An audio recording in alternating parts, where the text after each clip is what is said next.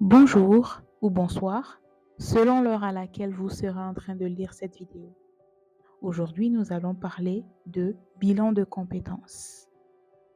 Lors du dernier module, nous avons travaillé sur définir une vision professionnelle claire. Cette vision représente votre destination, le métier, le rôle ou l'impact que vous voulez avoir dans votre carrière. Nous avons vu que pour atteindre cette vision, il est important de pouvoir connaître ses compétences, qu'elles soient sociales, professionnelles ou académiques, et aussi d'identifier ses priorités. Aujourd'hui, nous allons nous concentrer sur l'état actuel de vos compétences. Si votre vision professionnelle est votre destination, alors le bilan de compétences est comme une carte qui vous montre où vous en êtes en ce moment et quelle route emprunter pour y arriver. Mais avant tout propos, il est important de connaître ce que c'est qu'un bilan de compétences. Alors, pourquoi un bilan de compétences? Il est très important de faire un bilan de compétences parce qu'il vous permet premièrement de vous connaître vous-même.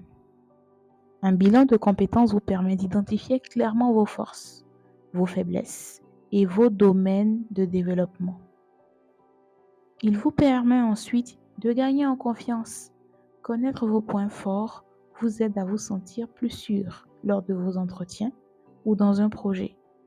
Le bilan de compétences vous permet en outre de clarifier vos priorités. En identifiant vos lacunes, vous pouvez établir un plan clair pour les combler. Et enfin, il vous permet d'améliorer votre employabilité. Les employeurs recherchent des candidats qui comprennent bien évidemment leurs propres compétences et sont capables de les valoriser. Imaginez que vous construisez une maison. Avant de commencer, vous devez savoir déjà quels outils vous avez et quels outils vous manquent. Le bilan de compétences, c'est votre inventaire d'outils pour bâtir votre carrière. Je vais maintenant vous montrer étape par étape comment faire un bilan de compétences efficace. Alors, on fait un bilan de compétences en 3 étapes, selon la méthode que j'ai designée moi-même.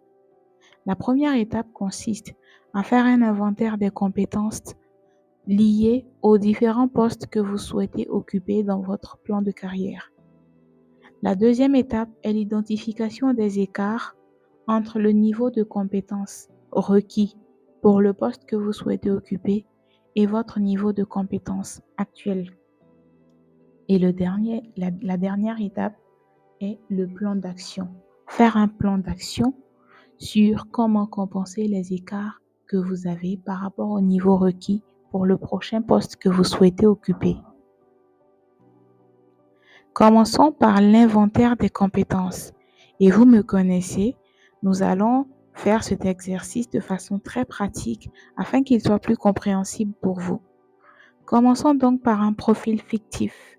Madame Kwasi Adjoa, qui est stagiaire en ressources humaines et communication dans l'entreprise XYZ depuis 2 ans.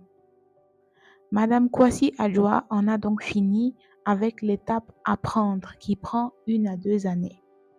Elle a donc fini un stage en ressources humaines et communication depuis maintenant 2 ans.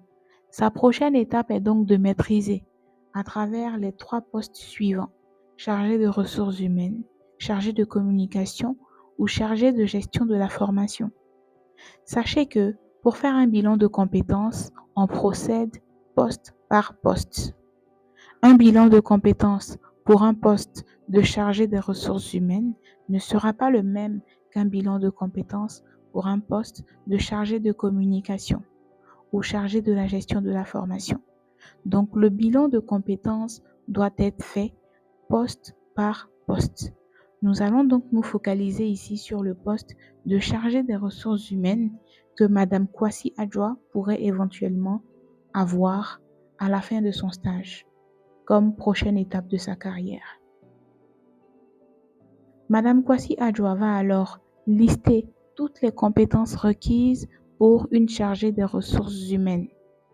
Elle va donc, à partir de ses connaissances et à partir des informations qu'elle a, lister toutes les compétences requises pour un poste chargé des ressources humaines. Je tiens à préciser que les compétences qui sont listées sur ce document ne sont pas exhaustives pour un poste de ressources humaines. Il s'agit ici d'un exemple que je prends pour que la suite soit plus compréhensible pour vous.